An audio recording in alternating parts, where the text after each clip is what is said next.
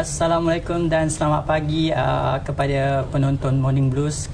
Sekali lagi bersama kami pada pagi ini, dan hari ini hari Rabu, tetamu kita adalah jurucakap Hizbut Tahrir Malaysia, Ustaz Abdul Hakim Osman. Topik kita pagi ini adalah apa sebenarnya perjuangan Hizbut Tahrir. Dikatakan bahawa Hizbut Tahrir telah pun digazetkan haram di dua buah negeri di Malaysia, iaitu di Selangor dan Sabah. Jadi sebenarnya kita nak tahu apa sebenarnya yang berlaku, dan atas permintaan Ustaz Abdul Hakim, kami memberi peluang kepada beliau untuk menjelaskan keadaan mengenai Hizbut Tahrir. Okey, selamat datang Ustaz. Terima kasih. Selamat pagi. Assalamualaikum. Waalaikumsalam. Terima kasih kembali kerana sudi menjemput dan juga berani menjemput Hizbut Tahrir untuk segmen pada hari ini. InsyaAllah. InsyaAllah. Saya pun tak faham sangat tentang Hizbut Tahrir tu. Hari ni kita bagi kefahaman, insyaAllah.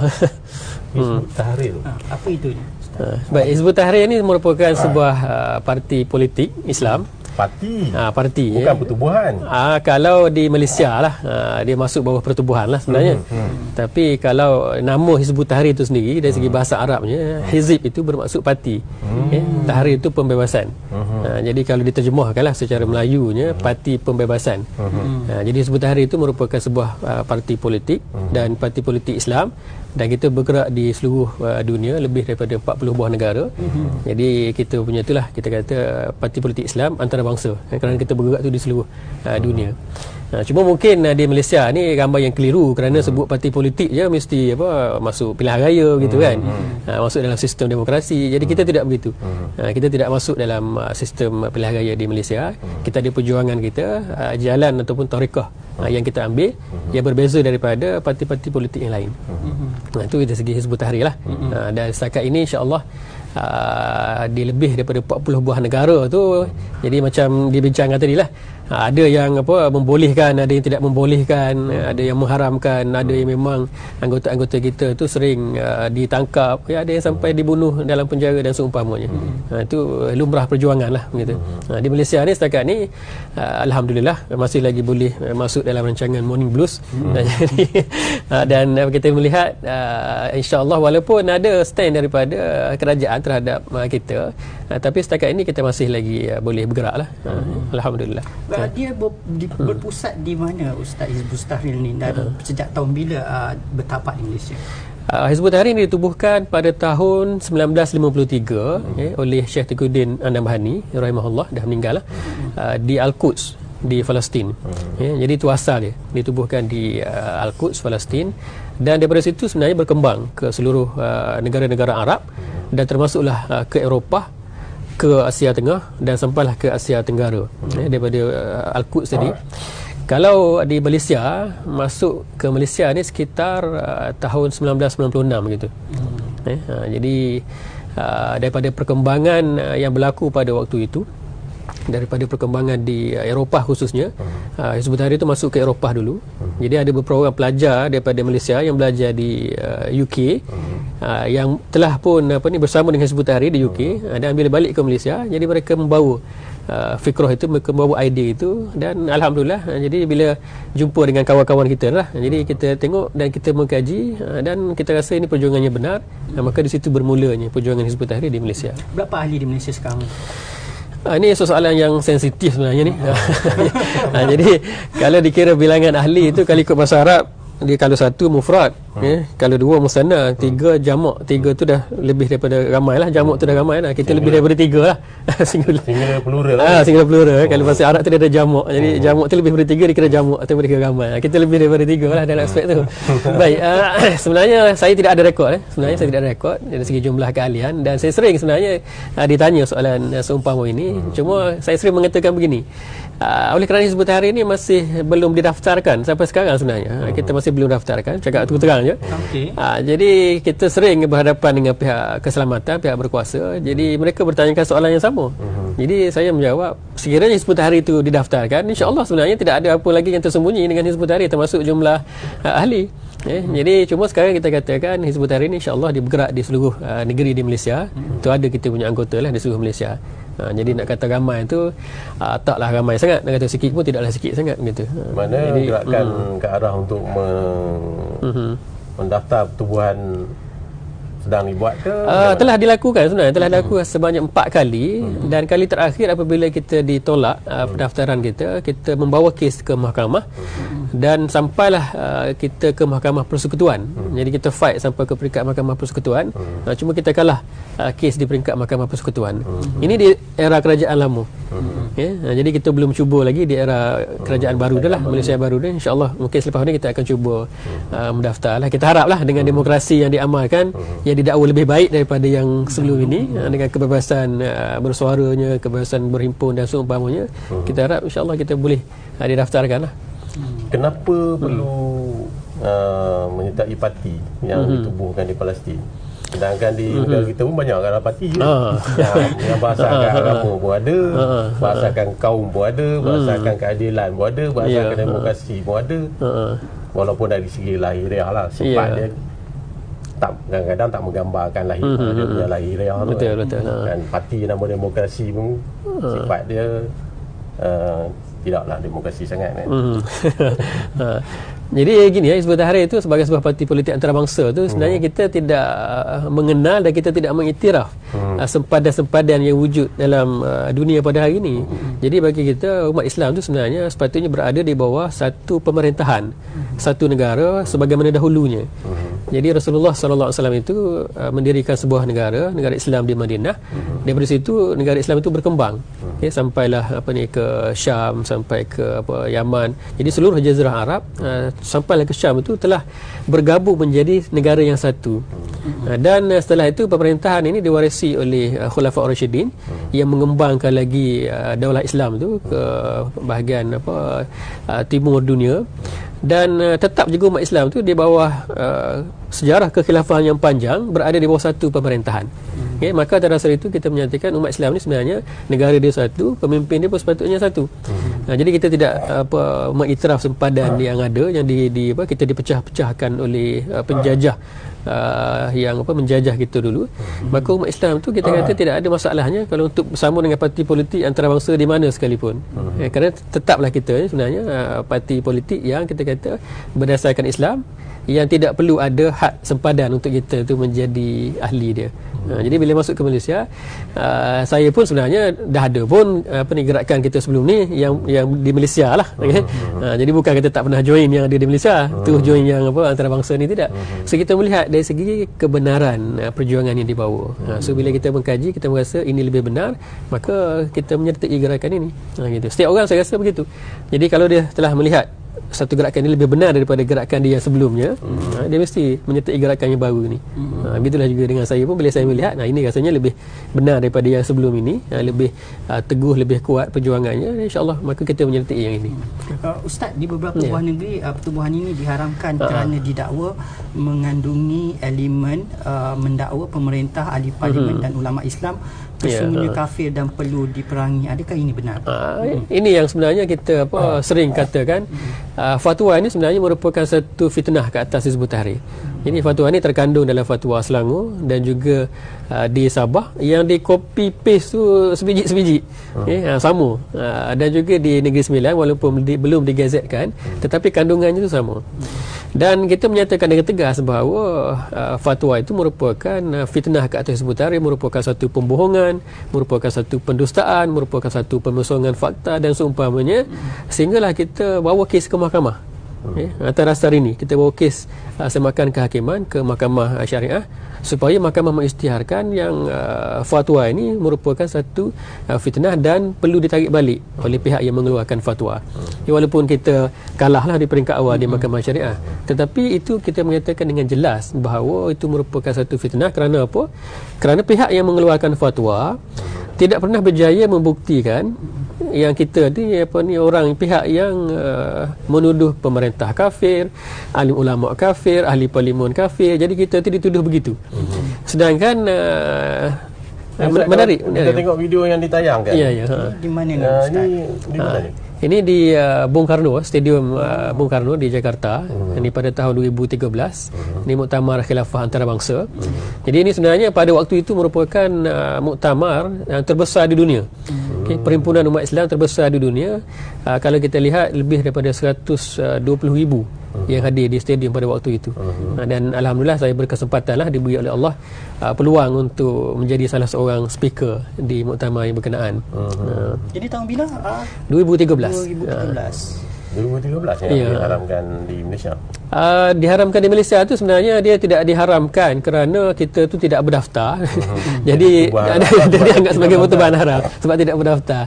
Cuma fatwa tu, dari segi fatwa keluarnya tahun 2015. Kalau di Selangor 2015 lah. Okay. Sikit mungkin saya boleh sentuh tadi dari segi kenapa kita menyatakan satu fitnah. Saya rasa perlu juga saya highlightkan di sini. Kita telah mengadakan pertemuan sebenarnya dengan Jabatan Agama Islam Selangor dan juga Jabatan Mufti Selangor untuk menjelaskan perkara ini. Tapi malangnya bagi kita tidak diberi keadilan dalam mesyuarat tersebut. Mereka tidak memberi ruang kepada kita untuk menjelaskan tentang fatwa yang mereka lontarkan.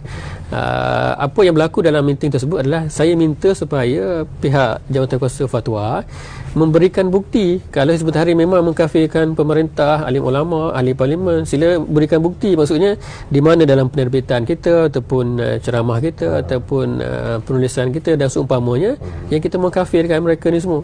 Ternyata mereka tidak dapat mendatangkan satu bukti pun, dan ternyata bukti itu tidak ada. Jadi itu satu perkara yang kita rasa pelik lah. Jadi kita menyatakan itu ada kepentingan kenapa fatwa itu dikeluarkan. Dan sampai sekarang sebenarnya kita telah pun mengeluarkan bantahan kepada fatwa yang berkenaan, dan sampai sekarang pihak Jawatankuasa Fatwa tidak menjawab kita punya bantahan. Jadi di Negeri Selangor dan juga di Sabah pun kita menghantarkan bantahan yang sama. Jadi atas itu kita menyatakan kalau kamu tidak dapat buktikan apa yang kamu tuduhkan, sebenarnya kamu telah melakukan satu fitnah. Itu bagi kita itu satu perkara yang jelas. Dan amat pelik juga dalam fatwa kalau dikatakan Hizbut Tahrir mengkafirkan alim ulama, mengkafirkan pemerintah, mengkafirkan ahli parlimen, tapi tidak boleh disebut Hizbut Tahrir itu mengkafirkan umat Islam. Kalau ahli ulama tu kafir, umat Islam sepatutnya lebih lagi dia punya kekafiran dia. Nauzubillah, bukan begitu kan. Jadi itu kejanggalan-kejanggalan yang berlaku dalam fatwa. Bagaimana pula kata dakwaan yang pengikut Hizbut Tahrir ini berpegang pada pahaman Qadariyah. Qadariyah. Qadariyah tu apa Ustaz? Yang bertanya pun tak faham kan Qadariyah tu apa. Jadi kita di Malaysia ni memang begitu ya, macam-macam. Tak faham kita mengaku. Bukan dah. Jangan tunjuk pandai tak tahu. Kita ni macam kita sebut tadi lah, ada orang tu jenis suka menghukum. Yang terlalu cepat menghukum. Contohnya beginilah, kita tahu perbincangan tentang perbelahan yang timbul, Wahabi lah dan seumpamanya. Ni kalau solat baca kunut tak solat kan. Tak baca kunut, okey, terus dituduh sebagai Wahabi. Baca doa tak baca doa tu dituduh sebagai Wahabi kan, begitu. Jadi terlalu cepat menghukum tu tanpa usul periksa. Begitu juga dalam kes ini sebenarnya lebih berat lagi kerana ini merupakan satu tuduhan dari segi akidah. Qadariyah ni merupakan satu kumpulan yang menolak qadar. Dia menolak qadar Allah. So kemunculan ni lebih kurang pada abad pertama Hijriah. Jadi ada satu kumpulan yang datang daripada Kufah ke Madinah. Ketua dia waktu itu adalah Ma'bad Al-Juhani namanya. Jadi dia menyatakan kepada orang ramai bahawa tidak ada takdir, tidak ada qadar. Bukan qadar dan qadar. Qadar dan qadar itu lain lagi. Ini persoalan ni dia kata tidak ada takdir ataupun tidak ada qadar. Maksudnya Allah itu menciptakan pokok perkara, tetapi Allah tidak tahu detail-detailnya. So dia berkembang dengan sendiri. Kalau manusia melakukan perbuatan tu Allah tidak tahu apa yang manusia akan lakukan, apa kejadian-kejadian yang akan berlaku dalam alam ini Allah tidak tahu. Allah cuma mencipta alam, mencipta manusia, mencipta yang besar-besarnya, tapi detailnya Allah tidak tahu. Ini orang yang ataupun golongan yang menolak ilmu Allah sebenarnya. Dia menolak qadar. Namun dia qadariyah, bukan dia menerima qadar, sebaliknya dia menolak qadar. Jadi Allah menciptakan yang besar-besar, Allah tidak tahu yang kecil-kecil, yang detail. Sedangkan itu sifat Allah Maha mengetahui. Ya benar. Dan itu yang dikatakan oleh Hizbut Tahrir. Sifat Allah tu Allah mengetahui setiap, Allah mencipta segala sesuatu dan mengetahui setiap segala sesuatu daripada awal penciptaan dia dan sampailah kepada akhirnya. Jadi ilmu Allah tu tidak terbatas. So dalam kitab Hizbut Tahrir, kitab Asy-Syakhsiyah Al-Islamiyah juzuk yang pertama, Hizbut Tahrir telah menjelaskan bahaya fahaman Qadariyah ni. Bahaya, dan ni wajib ditolak oleh umat Islam kerana fahaman ini bertentangan dengan Al-Quran itu sendiri. Dalam Al-Quran Allah menyatakan Allah menciptakan segala sesuatu dan Allah mengetahui segala sesuatu. Tetapi golongan ini menolak perkara itu. Mereka menolak perkara yang qat'i di dalam Al-Quran. Atas dasar itu juga Hizbut Tahrir menyeru kepada umat Islam supaya menolak golongan ini. Tetapi tiba-tiba Hizbut Tahrir pula yang dituduh sebagai Qadariyah. Boleh baca dalam kitab kita jelas menolak golongan Qadariyah. Itu yang kita katakan itu merupakan satu fitnah ke atas Hizbut Tahrir. Mungkin ada yang tanya mazhab yang dipegang oleh Hizbut Tahrir ni mazhab apa? Ustaz? Baik, Hizbut Tahrir ini sebenarnya parti politik. Jadi kita bukan mazhab mana-mana lah. Dan kita tidak berpegang kepada mana-mana mazhab secara khusus.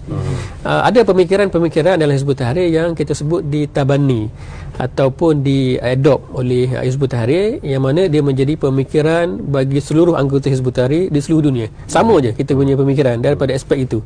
Dalam buku-buku yang kita tabani ataupun adopted books. Jadi pemikiran itu anut oleh anggota Hizbut Tahrir sama seluruh dunia. Namun dalam banyak aspek bab ibadah sebagai contoh, Hizbut Tahrir tidak mewajibkan ahli dia itu berpegang kepada mana-mana mazhab. So terpulanglah kepada mana-mana individu. Kalau dia melihat mazhab Syafi'i itu kuat bagi dia, maka dia berpegang, silakan. Itu dalam bab ibadat lah khususnya. Jadi Hizbut Tahrir itu bukan mazhab, dia tidak berpegang kepada mana-mana mazhab secara khusus.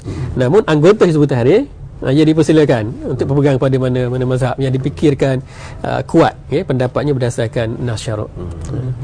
Selagi dia tak masuk dalam kategori sesat, tak ada masalah. Tak ada masalah, insya-Allah. Sesat ni pun satu hal ke. Suka sangat orang Malaysia ni duk tuduh orang tu sesat, orang sesat, tak sefahaman dengan dia aje, terus sesat. Itu yang tak bagus. Tapi kalau di Indonesia tu memang ada fahaman Ahmadiyah tu. Dia anggap ada Nabi lagi seorang. Betul. Tu memang itu jelas.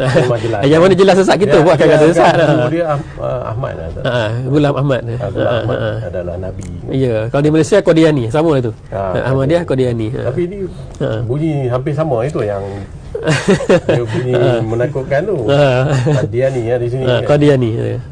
Kalau saya pernah duduk di Indonesia dulu. Di Indonesia tu masjid dia pun sama. Macam masjid kita. Kita nak pergi sembahyang pun kita pun kena tengok tu salah masjid ni. Takut tersilap salah. Tapi di sana dia ada Muhammadiyah. Betul. Muhammadiyah memang selepas solat dia tak ada wirid doa pun. Saya rasa itu yang di Malaysia ni orang kecoh pasal Wahabi je. Iyalah, bagi kita sebenarnya persoalan-persoalan khilaf dalam bab juzuk ataupun bab ranting-ranting ni bagi kita tidak ada masalah. So jangan terus kita menghukum, terus kita menyesatkan saudara kita hanya kerana perbezaan bab-bab yang juz'iyah ni ataupun bab ranting dalam Islam. Selama mana setiap daripada kita memegang dalil ataupun nas masing-masing, ya silakan. Kalau tidak sampai kesudah kita ni akan berpecah, sampai kesudah kita ni tidak akan bersatu, asyik tuduh orang lain ni sesat, orang lain ni tak betul, orang lain ni menyeleweng hanya kerana tidak sefahaman dengan kita. Jadi ke depan ni apakah arah yang akan dituju oleh Hizbut Tahrir Malaysia ni? Di Malaysia ke? Di Malaysia sebenarnya kita di seluruh dunia itu sama saja dari segi objektif perjuangan kita. Jadi objektif perjuangan Hizbut Tahrir itu adalah untuk istinaf al-hayah al-islamiyah. Yakni untuk mengembalikan semula kehidupan Islam secara kafah. Dan bagi kita untuk mengembalikan semula kehidupan Islam secara kafah tu tidak akan dapat direalisasikan kecuali mesti ada satu negara yang akan menerapkan hukum Allah itu secara kafah. Dan negara inilah yang kita bincangkan sebagai negara yang wajib bagi umat Islam, yakni negara khilafah. Inilah yang Hizbut Tahrir usahakan untuk berdiri. Negara ini dah ada pun dulu, diruntuhkan pada tahun 1924 daripada kalau kita lihatlah kerana ada campur tangan British yang melantik AJ dia Mustafa Kamal, yang situlah jatuhnya daulat Islam yang dibina oleh Rasulullah sallallahu alaihi wasallam daripada awal satu hijrah. Jadi objektif Hizbut Tahrir itu untuk mengembalikan kehidupan Islam secara kafah, secara keseluruhan, dan jalan itu kita wajib menegakkan negara Islam tadi. Dan negara Islam tadi bukan sebarang negara Islam. Negara Islam yang kita khususkan itu adalah negara Islam yang digelar sebagai khilafah. Kerana bagi kita nas-nas yang mewajibkan mewujudkan negara Islam khilafah itu cukup jelas. Jadi di situlah perjuangan Hizbut Tahrir untuk mengembalikan semula kehidupan Islam di mana-mana. Baik, dari segi tarekah ataupun jalan kita tidak mengambil jalan demokrasi tadi ataupun jalan pilihan raya tadi. Jadi kita ada jalan kita yang sendiri yang kita dasarkan kepada apa yang telah dilakukan oleh Rasulullah sallallahu alaihi wasallam semasa di Mekah. Sehingga tertegaknya daulat Islam di Madinah. Jadi kita ambil jalan yang itu. Kita bukan ambil masanya. Rasulullah kan berjuang selama 13 tahun di Mekah, bukan masanya, tetapi jalannya. So tarekah itulah yang kita ambil. Itu yang membezakan kita tu dengan gerakan-gerakan Islam yang mengambil jalan demokrasi ataupun pilihan raya. Jadi situ beza antara kita dengan mereka lah. Maknanya Hizbut Tahrir ni mengambil jalan memberi kesedaran, berkempen macam tu saja. Ya, kita dakwah kita secara politik dan juga intelektual. Politik dan intelektual. Maksudnya kita bergerak dalam bidang politik kerana kita parti politik, tetapi jangan faham politik yang ada sekarang ni, politik sekarang dah dicok sebagai politik kotor lah. Dah confirm dah politik kotor kan. Tadi pun dia bincang kes apa ni, video set yang terbaru kan. So kekotoran itu memang tak habis-habis kat Malaysia ni. Ini masalah dengan politik yang diamalkan dalam sistem demokrasi pada hari ini. Sebab politik tu cuba saling untuk menjatuhkan satu sama lain. Bagi kita politik tu bukan begitu. Politik tu sebenarnya bagaimana umat Islam ni perlu diurus dengan hukum hakam Islam. Jadi kalau pemerintah, dia kena mengurus rakyat dengan hukum hakam Islam. Bagi rakyat ni pula, dia kena muhasabah ataupun melakukan teguran, kritikan kepada pemerintah. Itu politik. Jadi Hizbut Tahrir itu akan bergerak dalam bidang politik, sedang bergerak dan akan terus bergerak dalam bidang politik dan juga secara intelektual dalam rangka untuk kita mengembalikan semula kehidupan Islam tadi. Cuma ada satu lagi yang menarik kalau ditanyakan bagaimana untuk mencapai objektif kita lah kan. Dalam Bila kita tak ada kuasa, ya betul, tak ada pengaruh, kita hanya bercakap saja, dia tak agak sukar lah, saya tak nampak betul. Ya, matlamat tu boleh dicapai. Sembang memang semua boleh sembang kan. Nampak macam mana itu satu masalah kan. Jadi Hizbut Tahrir menjelaskan kepada umat satu metodologi ataupun tarekah yang kita ambil sebenarnya untuk menegakkan negara, itu melalui jalan talabun nusrah. Meminta pertolongan, dan pertolongan yang kita maksudkan di sini adalah pertolongan dari sudut politik untuk mendapatkan kekuasaan. Jadi sikit saya kembali kepada sirah di mana Rasulullah sallallahu alaihi wasallam dulu juga melakukan aktiviti yang sama sebelum tegaknya negara. Ini selain daripada dakwah tadi lah. Jadi melakukan talabun nusrah, yakni Rasulullah itu mencari kaum-kaum yang kuat untuk memberikan kekuasaan kepada baginda. Dan ternyata Rasulullah mendapatkan nusrah daripada kaum Aus dan Khazraj. Kaum Aus dan Khazraj itu nama dia Aus dan Khazraj. Tetapi apabila mereka membantu Rasulullah, menolong Rasulullah sehingga Rasulullah mendapatkan kekuasaan hasil daripada pertolongan mereka ini, Allah Subhanahu Wa Taala menggelarkan mereka sebagai kaum Ansar. Ansar itu maksudnya menolong. Ansar itu menolong kerana mereka menolong Rasulullah sallallahu alaihi wasallam. Hasil daripada nusrah. Nusrah tadi meminta tolong. Jadi yang memberi tolong tadi, Ansar tadi, ini kaum Aus dan Khazraj. Jadi Allah memanggil mereka dengan satu panggilan yang mulia, yang ini kaum Ansar. Kita tahu Muhajirin kan, kita tahu Ansar kerana pertolongan tadi. Hasil daripada pertolongan kaum Ansar yang kita katakan mereka merupakan ahlul quwwah pada waktu itu. Orang yang memiliki kekuatan ataupun orang yang boleh memberikan nusrah berbentuk negara kepada Rasulullah. Apabila Rasulullah dibai'ah di Aqabah, dan kemudian apabila hijrah ke Madinah, Rasulullah mendapatkan kekuasaan. Yang berkuasa sebenarnya itu Aus dan Khazraj di Madinah. Jadi begitu juga dengan tarekah ataupun metodologi yang diambil oleh Hizbut Tahrir. Kita melakukan talabun nusrah, mencari ahlul quwwah, orang yang memegang kekuatan untuk memberikan kekuasaan kepada kita. Selain daripada jalan dakwah tadi. Jadi ini boleh berlaku, dan Hizbut Tahrir telah pun melakukannya, dan insya-Allah bagi kita, walaupun kita belum berjaya sekarang, tetapi yang penting itu adalah kita melakukan metodologi yang telah dilakukan oleh Rasulullah. Begitu. Jadi kita tidak ambil jalan-jalan yang lain yang bagi kita jalan ini tidak syar'i lah bagi kita kan. Jadi bagi kita jalan Rasulullah ni yang sepatutnya kita ambil. Di mana perjalanan dia masih jauh lah. Ya, insya-Allah jauh lagi. Memerlukan sistem mentadbiran dan politik negara ni diubah secara total. Betul. Boleh dilaksanakan apa yang betul. Khalifah. Betul. Sebab tu kita kata perjuangan ini tidak mudah. Dan bayangkan sejak daripada 1953 Hizbut Tahrir ditubuhkan, sekarang dah 2019. Kita belum berjaya lagi. Tapi bagi kita kejayaan itu insya-Allah datang daripada Allah. Usaha itu datang daripada kita. Cuma itu tegaknya negara tadi itu kita kata dah merupakan jalan yang terakhir lah untuk kita melakukan proses perubahan tadi, taghyir. Tapi bukan bermaksud sebelum itu Hizbut Tahrir tidak melakukan apa-apa. Jadi kita banyak melakukan muhasabah ataupun kritikan ataupun teguran kepada pemerintah khususnya. Okey. Apa-apa saja polisi, undang-undang yang dibuat oleh pemerintah yang lari daripada Islam, maka kita tegur, kita kritik, kita komen. Dalam apa saja bentuk. Dalam penulisan ke, dalam ceramah ke, dalam bentuk demonstrasi ke, apa saja dibenarkan oleh syarak, maka kita lakukan perkara itu. Kita nak umat Islam dan juga pemerintah itu sedar bahawa kita semua umat Islam, yang kita wajib berhukum itulah dengan hukum Islam, bukan hukum selain daripada Islam. Ada pergerakan pertubuhan yang mengambil garis yang keras. Pertubuhan yang membabitkan Islam mengambil garis haluan yang keras untuk melaksanakan matlamat dia. Contohnya kalau di Indonesia ada Front Pembela Islam yang sangat terkenal dengan agresif dia. Kalau ada satu kegiatan yang tidak bermoral, mereka akan pergi menyerang ke tempat itu. Di manakah kedudukan Hizbut Tahrir dalam melaksanakan matlamat dia, mencapai matlamat.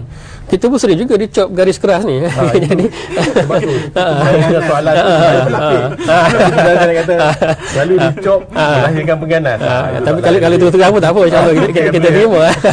Kita terima. Zaman sekarang menteri pun mudah koyak. Dia nak jadi menteri, nak jadi orang politik. Bila kita tegur dia koyak.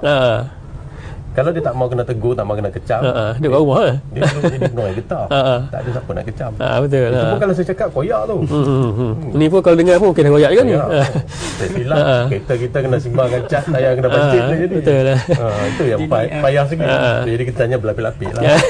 Soalan dia macam bila ada Hizbut Tahrir ni pertubuhan pengganas. Itu bagus. Tunggulah tanya kereta. Itu nothing to hide tu. Baik, ada cubaan lah untuk mengaitkan Hizbut Tahrir itu dengan keganasan di banyak negara pun, dan termasuk di Malaysia. Cubaan untuk mengaitkan, nak menyatakan kita ni pengganas ataupun support dan pengganas dan seumpamanya. Tapi itu semua tuduhan. Dan tidak ada satu pun yang berjaya mereka buktikan. Tidak ada satu pun di seluruh dunia. Malah seluruh dunia sebenarnya, siapa yang mengkaji Hizbut Tahrir, mereka akan tahu yang Hizbut Tahrir ini bergerak secara politik dan juga dakwah langsung, tidak menggunakan kekerasan. Malah kita sendiri pun menentang kekerasan. Siapa yang bergerak dengan cara yang tidak mematuhi syarak, maka kita sendiri pun tentang pergerakan itu. Jadi ni Hizbut Tahrir. Sebab tu walaupun kita dicop, kita ni sebagai garis keras lah oleh orang-orang tertentu lah. Jadi bagi kita masih lagi subjektif sebenarnya dari segi garis keras tadi. Kalau garis keras itu dimaksudkan Hizbut Tahrir ini nak menerapkan Islam secara keseluruhan, itu dia kata garis keras sebagai contoh kan. Maka ya, kita akui saja kita garis keras lah dalam aspek itu. Memang kita nak terapkan Islam secara keseluruhan. Mungkin kesimpulan untuk pagi ni apa, macam mana kesimpulan dia? Baik, kita menyerulah kepada setiap orang yang mempunyai kefahaman yang salah, yang suka memfitnah Hizbut Tahrir ini, agar datang berjumpa dengan kita. Kita ada konsep tabayun dalam Islam, memeriksa, cek. Jadi jangan terus melontarkan tuduhan, itu tidak bagus untuk siapa sekalipun. Jadi kita tabayun, jumpa betul-betul, kita sentiasa terbuka untuk berjumpa, untuk bermuzakarah, untuk berdebat dan seumpamanya, selama mana dijalankan dengan landasan Islam. Jadi itulah kepada pihak-pihak yang berkenaan tu, Hizbut Tahrir sentiasa membuka ruang dan peluang lah untuk itu. Dan juga kepada pihak media, kita mengharapkan insya-Allah pihak media dapat memberikan laporan yang positif lah, tidak turut terlibat dalam apa juga agenda fitnah pihak-pihak yang berkepentingan lah. Jadi kalau pihak yang berkenaan tu nak berhubung dengan Hizbut Tahrir di Malaysia ni, dia perlu mereka sebenarnya di mana mereka sebenarnya ada nombor telefon kita, maklumat semua ada. Mereka pun tahu office kita di Seksyen 7 Bandar Baru Bangi, itu kita punya ibu pejabat lah. Dan memang kita sentiasa menyeru sebenarnya daripada masa ke semasa setiap orang tu, khususnya pihak yang berkepentingan tadi lah, untuk datang dan berbincang dengan kita. Terima kasih kepada Ustaz Abdul Hakim Osman atas penjelasan tersebut, panjang dan jelas sebenarnya pagi ini. So mungkin setakat ini sahaja. Kita akan jumpa lagi. Alhamdulillah. Ahlan wa sahlan. Mungkin kita boleh ngopi kat mana-mana lepas ni. Okey, terima kasih. Mungkin itu setakat ini sahaja kita punya perbincangan pagi ini, Morning Blues pagi ini. Terima kasih sekali lagi kepada jurucakap Hizbut Tahrir Malaysia, Abdul Hakim Osman, dan saya Karan Yahya. Saya Burhan Abu Samad. Okey, jumpa pukul 10 nanti. Ada sembang online. Sembang online. Okay. Bebaskan sistem pendidikan negara kita daripada belenggu perkauman. Alright, kita jumpa lagi. Assalamualaikum.